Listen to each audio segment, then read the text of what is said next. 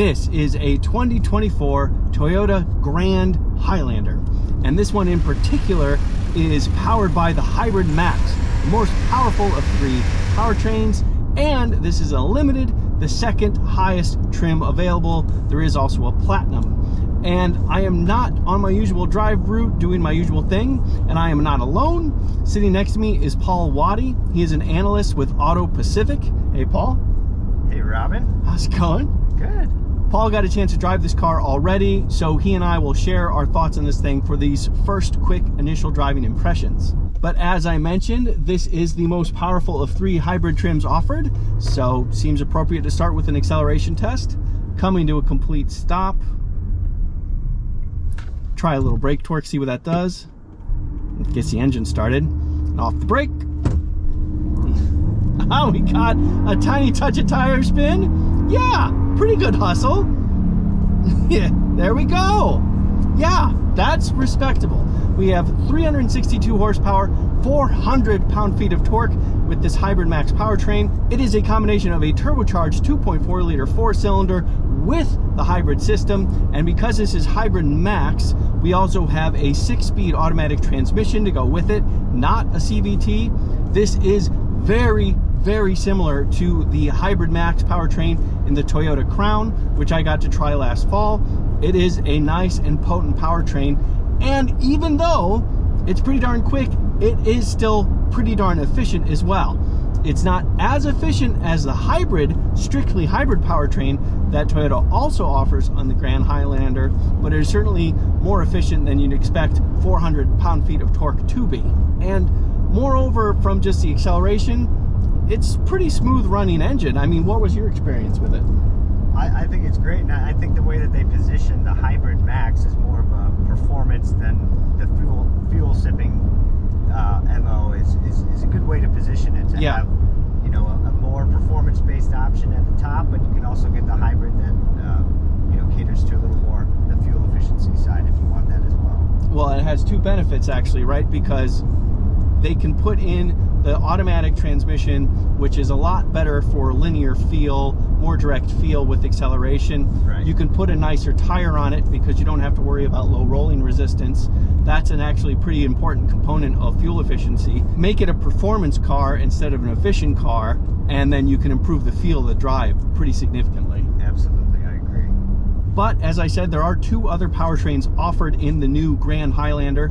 They are the 2.5 liter non-turbocharged hybrid setup, that is the most fuel efficient, and then a non-hybrid 2.4 liter turbocharged engine. So it's basically the turbo engine from this Hybrid Max setup without any help from electric motors or a battery pack.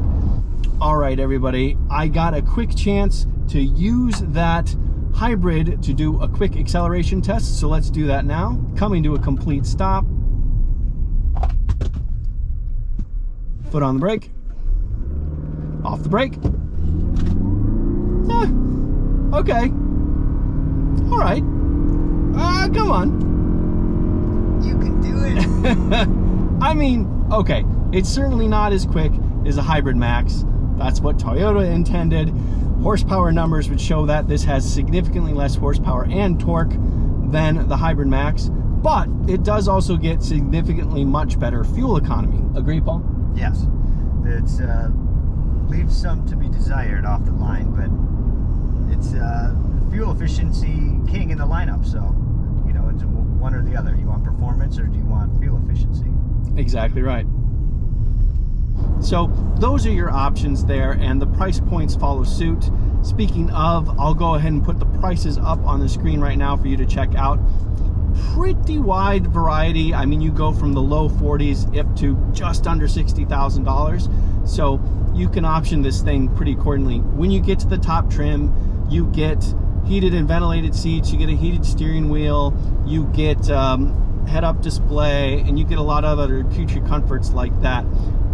In terms of the trims and stuff like that, were you feeling like pretty appropriate price for the trim levels? I do, and I think, like you say, there's a good mix for everybody. There's not a lot of options to add on, which means that they've equipped the trims very well. Yeah. I think it's a nice price ladder. And what do you think about having a Grand Highlander? So what this is the simplistic way to look at it is, this is basically a Highlander that's 6 inches longer. It's a lot more than just that, different wheelbase and a lot of other things. But what do you think of just taking a Highlander and stretching it 6 inches? Well, I think it addressed the biggest shortcoming of the current Highlander. The third row is just not usable for adults or a long road trip or anything like that. So here you get a longer wheelbase, more cargo room, and better third row packaging. It's kind of the best of both worlds, and I think it really does fit nicely into the Toyota portfolio. You know, you have the Sienna for the minivan customer, and now you have the Grand Highlander for someone who wants more space in 3 rows but doesn't want the sliding doors. Yeah, yep, exactly right. And I think, you know, that's one of the benefits of being such a big company.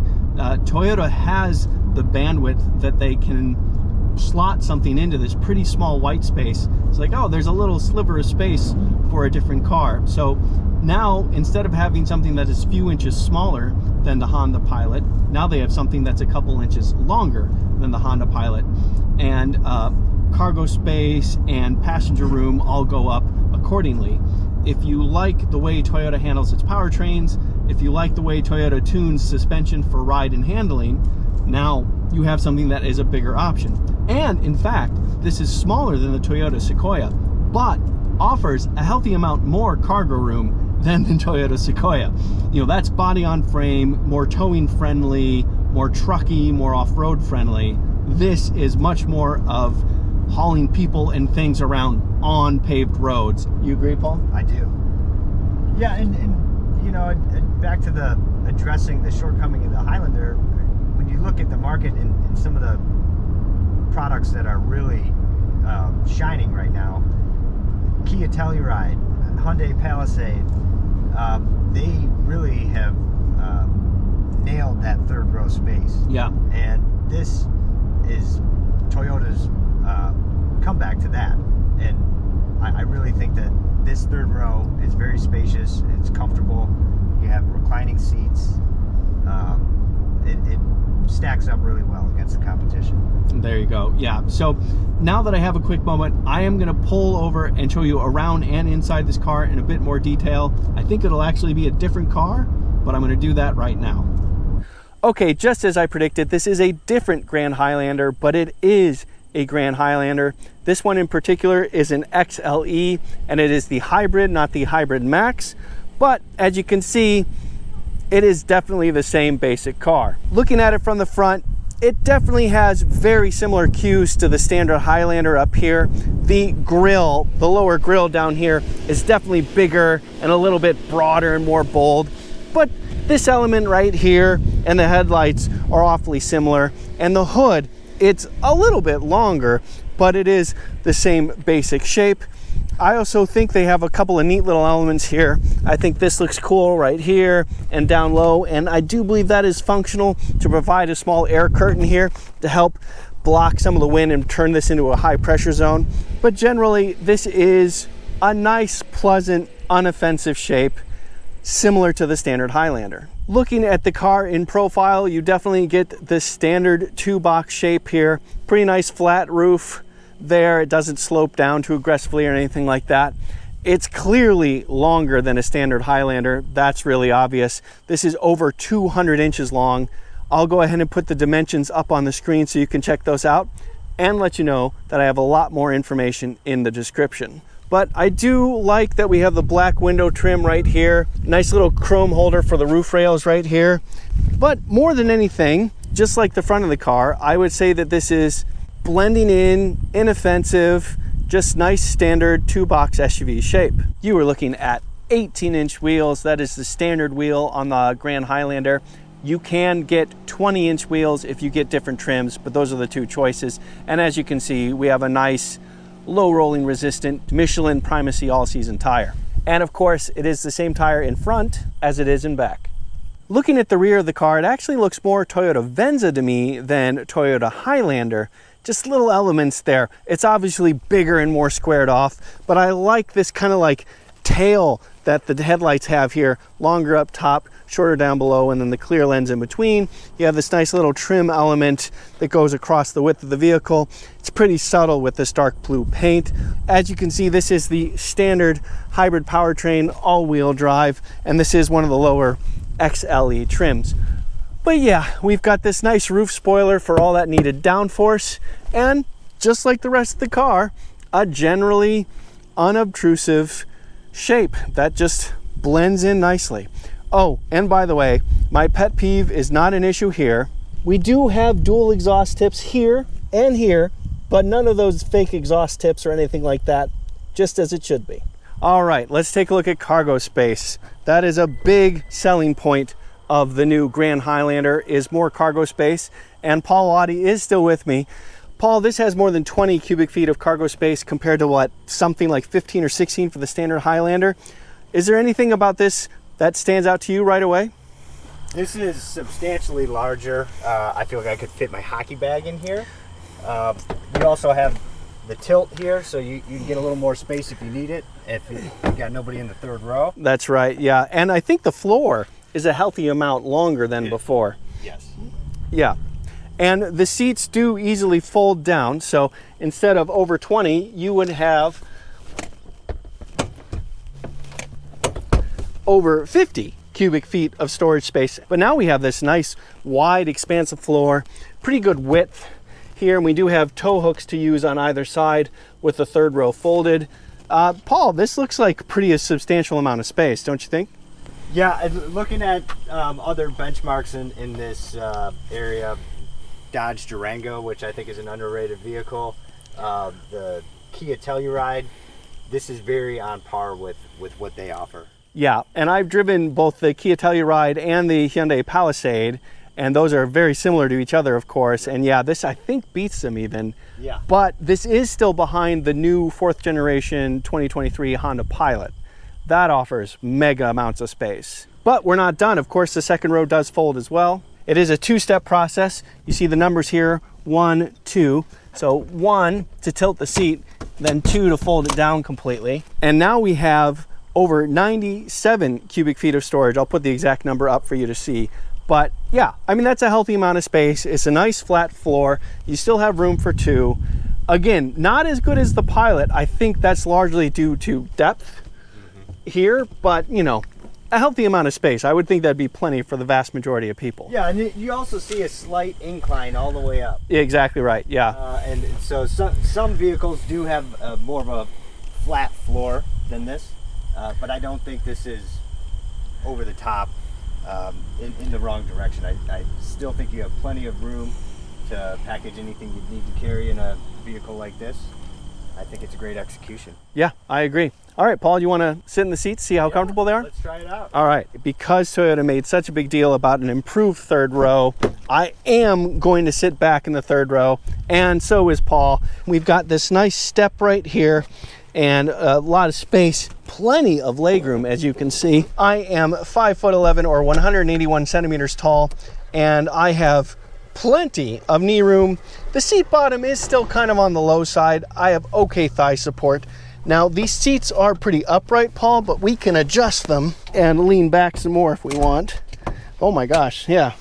So yeah, you can really lounge if back. You lounge back, I have plenty of headroom, and Paul does as well.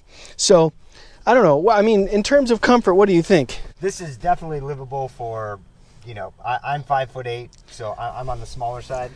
I could sit back here for an extended road trip and still be comfortable the whole time. I would complain, but I could do it too. Could do it, yeah. We do have USB ports back here. We do have plenty of cup holders here, lots of cup holders actually, and space generally. And this is an XLE. This is one of the lower trims, so it's reasonably well equipped back here as well. And there are 3 seat belts, so you can, I wouldn't go adults, but you can sit 3 people back here. But we are adults, Paul. Let's go to the second row. All right. So before we get in, I adjusted the seat. So this seat is now slid all the way back. This also has adjustable seat back and adjustable fore aft here. You can slide the seat quite a bit. With the seat, second row seat slid all the way back, you definitely have less legroom in the third row, but you still have legroom. I am still 5'11" or 181 centimeters tall. And here I have good thigh support. The seat bottom's nice and high. Still have lots of knee room. And I have headroom too, even with this fairly upright seat back angle. And as you can see, I have less than a 90-degree bend in my knees. Paul, we've also got 3-zone climate control. You can see it right here. Turn the light on. See a little better there.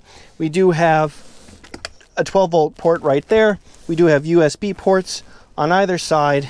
And we do, of course, have an armrest with cup holders. Life is good back here. Paul, what do you think? This is definitely more comfortable than the third row. This is where I would like to be. Yes. But like I said, the third row is not terrible in regards to, especially the Highlander. It's a huge upgrade from there. Certainly. But nonetheless, I would still sit back there if I had to. Hopefully shorter trips, but this is definitely a comfortable spot for anybody on a long road trip. And Paul, this is only an XLE trim, but check out your window. Sunshades. This is one of my favorite things, and my kids love it as well. Yeah, luxury back here. All right, but let's check out the first row. We've got the pretty usual controls on the door right here. We do have a couple of buttons to the left of the steering wheel. The fuel door open is a button down here right next to the hood release. We do have manually adjusting tilt and telescoping steering adjust right there. We also have plenty of controls for the front seat, including lumbar adjust right there. The steering wheel has usual controls on as well. Media controls right here. Cruise control options right here. Because this is the lower XLE trim, we do not have a fully digital MID right here, but we do have a digital screen in the center and then more traditional gauges on either side of that.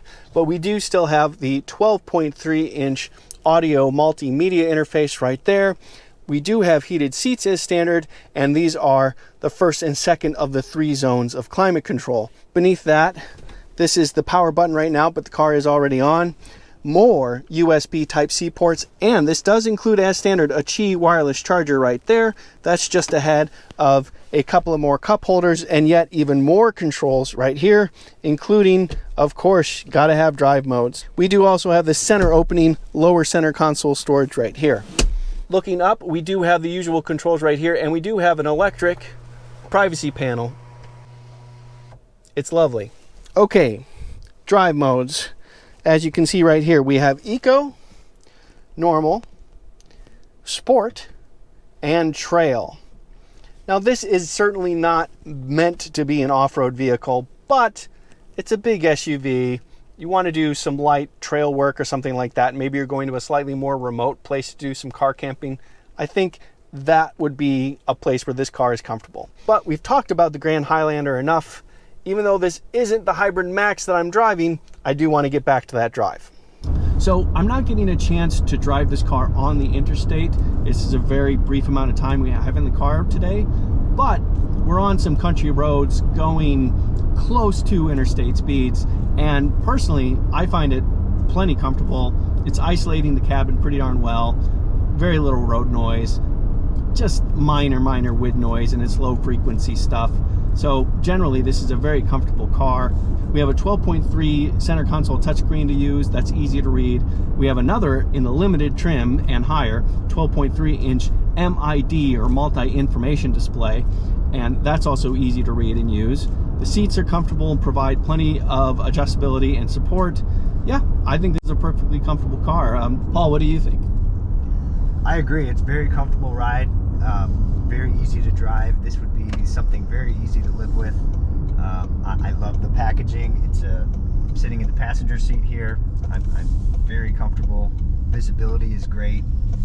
I have no initial qualms on this vehicle at all. Yeah, well put. And you know, from a styling point of view, I think it's a handsome looking SUV as they go. More than anything, I'd say it just blends in. And family SUVs, that's kind of the goal. I think you don't really want to stand out truly. So I think it kind of hits the mark there pretty nicely as well. So yeah, overall, considering what the goals of the Grand Highlander are, I think that Toyota's met their goals pretty darn well. I agree. I'm Ryan Warner. Thank you for watching. And if you like this video, please let me know by giving it a thumbs up. Doing so helps me out quite a lot.